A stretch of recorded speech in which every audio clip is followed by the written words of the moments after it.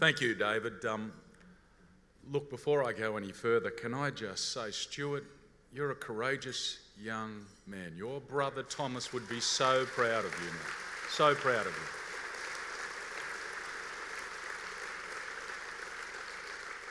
you. Well, ladies and gentlemen, thank you. And Ralph, Kathy, thank you for this opportunity to say just a few words at this very important event. I too would like to acknowledge country and pay my respect to the traditional owners of the land on which tonight's ceremony is taking place and this gathering is happening. What an amazing night. Have a look around. I'm told there's about 700 of you in this room. A fantastic night. I know the enormous amount of organisation that goes into staging an event like this. There would have been so many of you involved, but through Ralph and through Kathy, can I thank everyone that's played a role? More importantly though, let me thank the Kelly family and the Thomas Kelly Youth Foundation for their contribution to bringing about really a more responsible drinking culture and to making our communities safer. Let me just say there can be no doubt that the Foundation's voice was a powerful catalyst in communicating the need for change.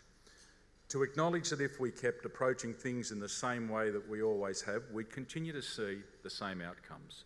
To send a strong and a very clear message that being intoxicated to the extent that your behaviour places people at risk and requires police or health intervention is no longer okay. That using intoxication as an excuse for violent or antisocial behaviour is no longer okay. And for all of us, for all stakeholders, to redouble their efforts and to look for better ways forward. And as the Foundation puts it, a new approach to engage with young people and their families and reduce the level of harms in our city. So on the back of what was a desperately tragic circumstance, we all made hard decisions. We took new approaches, and the community and your police officers, they're not my police officers, they're your police officers, are seeing the results. Dramatic and substantial falls in alcohol-related assaults. Look, in all of my years of policing, amongst the most impressive and immediate effects of any intervention strategy to reduce crime that I've ever seen, it's been this one. The average number of alcohol-related assaults has fallen by over 20% across the state. A great outcome. And double that, over 40% in King's Cross. You need to put these things into perspective. That is an enormous drop. The falls in the specific time periods impacted by the new laws have been even greater.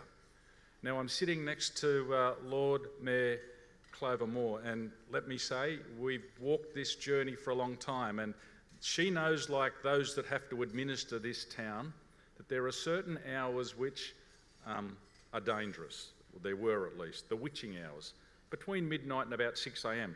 Let's have a look at some of those figures. Between 1 a.m. and 3 a.m, there's been a 27% fall across the state and a 33% fall in King's Cross.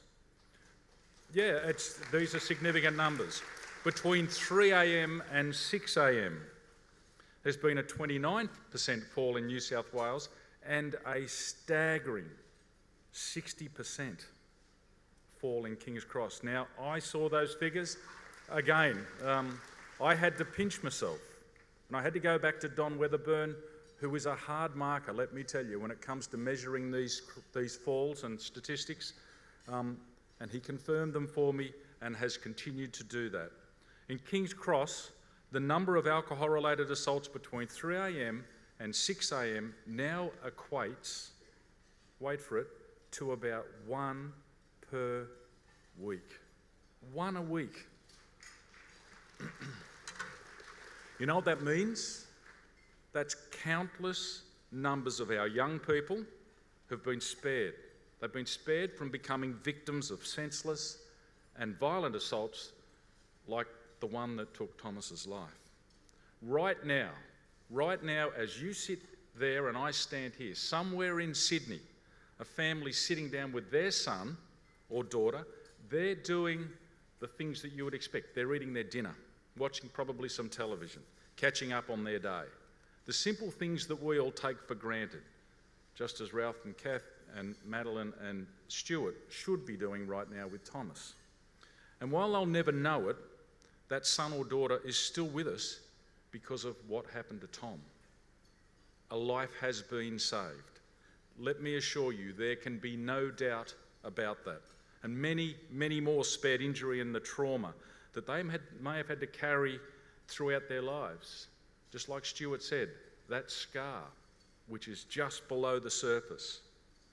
We're all entitled to go out and to expect that we can have a good night at the club or at a theatre or a restaurant and not be accosted by some antisocial and too often violent drunk that's intent on spoiling the night for someone else. But you know what? It's not what happens to a community that determines its condition. It's what that community does in response. A change of culture was needed, and we all needed to play a role in that change. Every member of the community who wanted to see a difference needed to show their support and add their voice. And I want to thank everyone that's involved in the Thomas Kelly Youth Foundation for causing us all to do exactly that. It's amazing and it's humbling that a family like the Kelly family can emerge from the absolute depths of grief and commit themselves to doing everything within their powers to lessen the likelihood that other families will experience what they have. The Thomas Kelly Youth Foundation has done just that. On a personal note, and as I finish, Ralph sat in my office many, many times. He shed a tear or three.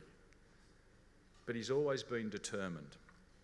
He's always been so passionate and committed to making Thomas's loss count. And it's quite confronting for a police commissioner to sit there with a man and be part of and watch him grieve the way he grieved, and I'm sure continues to this day, and not catch some of that passion, not feel that commitment bubbling up in yourself. So can I say on behalf of the New South Wales Police Force, every man and every woman of this force, let me commend to you the foundation and all that it's done to change the landscape of this nation in this most important area. Again, I finish by saying thank you for the tremendous privilege of having had a chance to talk to you. Let's never let this go. Let's continue to do what we're doing and make this state the safest in the nation. Thank you.